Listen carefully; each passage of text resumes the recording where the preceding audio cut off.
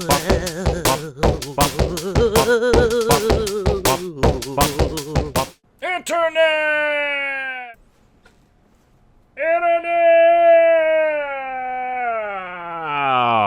What up? Lovely, lovely Friday out there, everybody. And I think some of you thought the next video was going to be about the 240. You would be wrong. The next video is about the 180.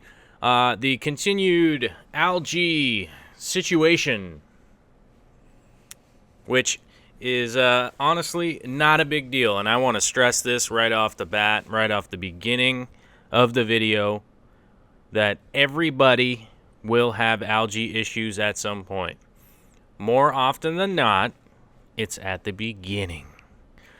Sort of like this tank. I think this tank has been up and running for about a month. I didn't write the date down, which once again has kicked me right in the ass for having not written it down. I really should write this shit down. I don't know why I don't, and I always get to the point where I realize that I should have written it down and I didn't write the date down. So, but I think it's about a month old. I think it's about a month. You can see the beta, which I think the best name that I got out of the questions of names was Lemmy.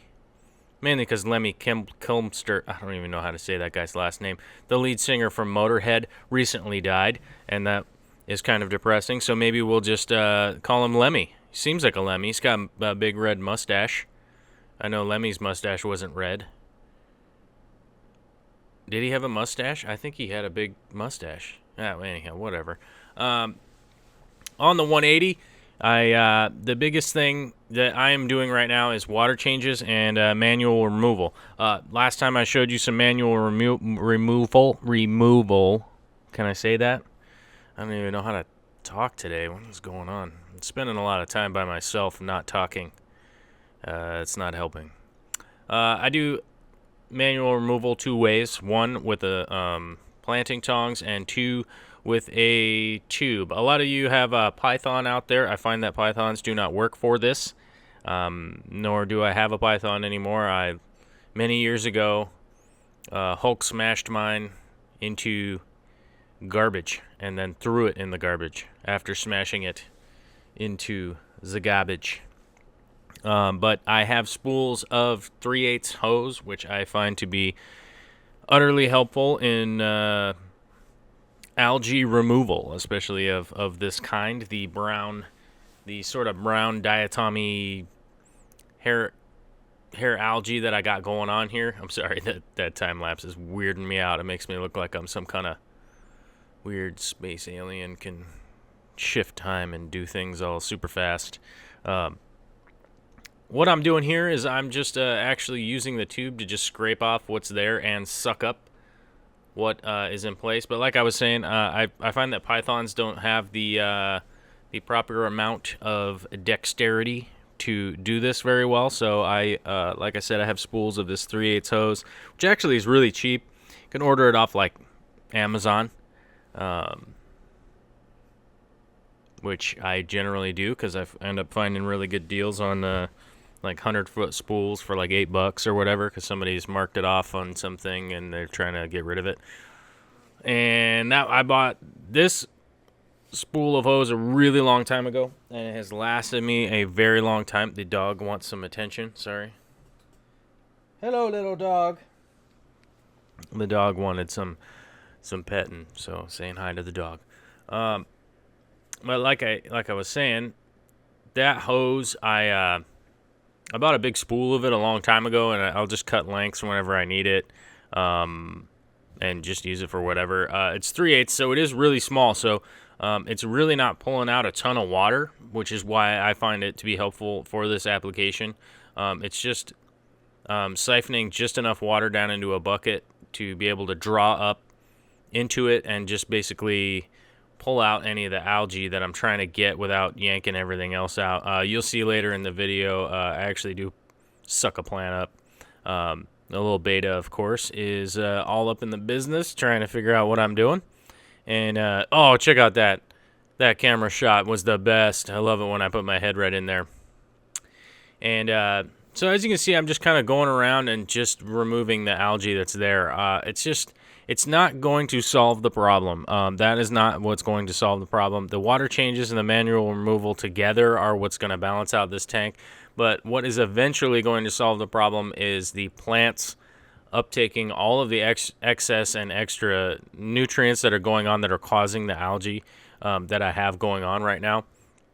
There are some deeper issue algae out there that I'm sure we'll get into on later videos, but this is actually one of the easiest algae I've had over the years to beat out. This is one you can just whoop pretty easy. If I was me, I would give myself the advice to dial my lights down a little bit, but I'm a stubborn bitch, and I want my light cycle to be a full 10 hours instead of 8 hours out of my own selfishness to be able to look in there and see things growing, even though I know better, and you all know better, that a 8-hour growing cycle is plenty of time for the plants. Somehow, in my mind, I think that the 10 hours is better. Here I am back using the tongs again, and I periodically go back and forth here using the hose and using the tongs. I'm just kind of cleaning up stuff. I don't want it to be perfect. I don't have any kind of requirement for it to be perfect. But one thing I would like to note is that every tank is going to have algae in it to some degree, no matter what. Algae is in all types of water. So algae there's no way to clean algae out of your water, and just there's no way to get it out of your water. Even if you did somehow get it out of the water, it's in the air. Good luck. You're never going to get rid of it, unless you have some kind of hyperbaric chamber. But the plants wouldn't even grow in there anyhow. So good luck. Whatever you could do to kill the algae is going to affect your plants and stuff. It just really is. There are some chemicals on the market that claim to kill algae, this, that, and the other thing. Whether they work or not, I've seen them work in some applications. I've seen them fail in other applications. My opinion, and this is my opinion, is that what you can do as a hobbyist or even as a professional is do the work in order to balance out the system. You're dealing with an ecosystem here. And algae that show up are symptoms of something being out of balance. And the best advice I could give to anyone out there is to get your water in balance. Now, a lot of what I'm doing to get my water in balance is the water changes and stuff. And you can see, kind of went back to the original shot here so you can see what it was like before. And something I wanted to hit on is that I could be one of those guys out there. I know how to do it. I could be one of those guys out there that could show you after I clean the tank, after I remove stuff, after I do my water changes. That's not what I want to be doing here. I want to show you guys how I deal with the issues that actually happen in my tank. And people that have been following me for a really long time, I know that you guys appreciate that. And I know that I appreciated that out of the people that showed me what they were doing real time instead of showing off a finished product. I can set all my cameras up, and even without even doing any of this work, I can set all my cameras up and make my tank look like the shit. And definitely in still photography, I can make it look like the shit, even if it's covered in algae. Lighting and all that comes into play, and it is real easy to do, especially nowadays with how dope cameras are and filters and all that kind of stuff. You can really get some amazing tank shots that just are surreal. And by the way, when I say surreal, it's because they aren't real. So I like to be able to show, that's why I do this YouTube shit, is that I'm able to show you guys like what I'm actively doing. And the kind of stuff that I use to get an actual tank that looks good. But anyhow, like I was saying earlier, with the hose on Amazon and ordering stuff, I've started posting Amazon links in the comments underneath the videos. If you guys are interested in ordering things off of Amazon, whether it be a microwave or a fish product or whatever, if you go through the portal, I'll get a very small percentage of the sale. It doesn't increase the price of anything or blah, blah, blah, or any of that kind of stuff. I'm sure most of you, if you're using a computer, are pretty familiar with the Amazon portals. It basically just takes you to Amazon, and it just says that, hey, I referred you. It's basically I get a small, tiny, micro amount of money that will help me pay my electric bill. But if you do that, thank you. Anyhow, back onto the fish tankery shit. I am showing you here how to cut and replant. It's the easiest thing in the world. I know some people that can't balance their checkbook that know how to do this, because it just really is that easy, and it really comes down to trial and error.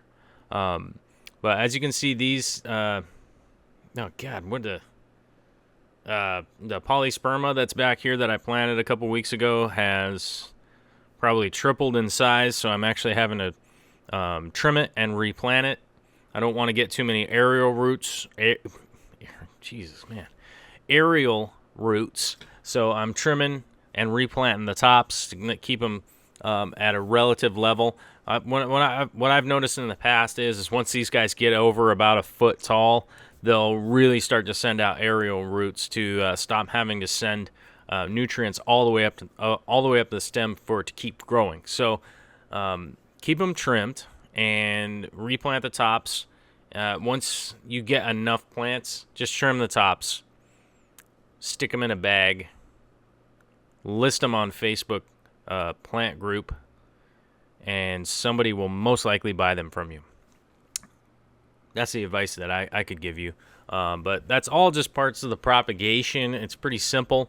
The subscribe thing came and went. Did you see that? Yeah, if you're not a subscriber, click the subscribe button. Anyhow, back to the tank. So here's some of the finished product. This is an overall shot, and then we're going to go right back into the original shot, what it looked like before. This is the after. And then I believe there's another after of me doing something. I'm not sure.